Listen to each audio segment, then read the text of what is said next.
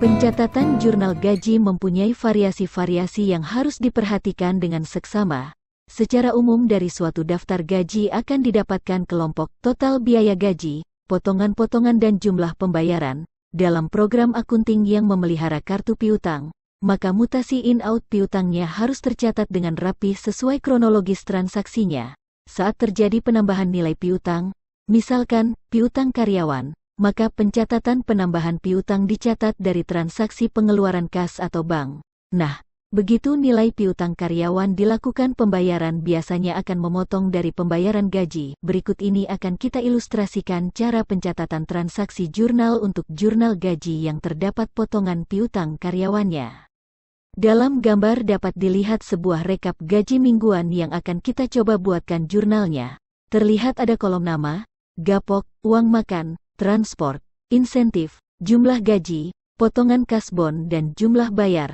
Perhatikan dengan seksama untuk kolom jumlah gaji, potongan dan jumlah bayar. Jumlah gaji adalah total biaya gaji atau upah yang akan masuk sebagai biaya upah dalam laba rugi. Saat penjurnalan bisa ditotalkan nilainya. Potongan kasbon adalah data potongan pinjaman karyawan. Karena dalam program Cibo memelihara data kartu piutang karyawan per karyawan, maka data ini harus diinput satu persatu sesuai nama karyawannya. Jumlah bayar adalah total pembayaran sebagai pengeluaran kas atau bank. Nilainya bisa ditotalkan pada saat pencatatan jurnalnya. Untuk lebih jelasnya, mari kita lihat cara pencatatan jurnalnya.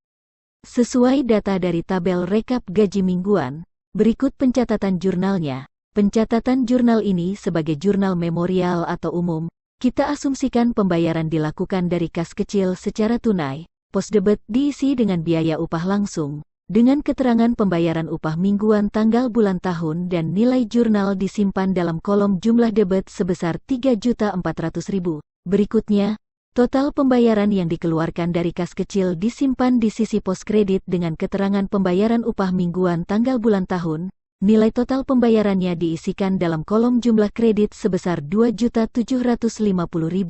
Selanjutnya catat data potongan piutang karyawan sesuai dengan nama karyawan yang mempunyai nilai potongan saja. Terlihat untuk karyawan atas nama Usman, nilai potongan piutangnya 0, maka tidak usah dicatat jurnalnya. Pengisian nilai potongan per karyawan ini dicatat dalam pos kredit dengan memilih pos piutang karyawan kemudian pilih nama karyawannya. Lanjutkan dengan mengisi keterangan cicilan pembayaran pikar karyo tanggal bulan tahun. Misalnya, terakhir isikan nilai potongan kasbonnya dalam kolom jumlah kredit. Lakukan pencatatan sampai dengan selesai sesuai daftar yang ada. Setelah selesai, lakukan pengecekan ulang dengan basis analisa harus sama antara nilai jumlah debit dengan nilai jumlah kredit.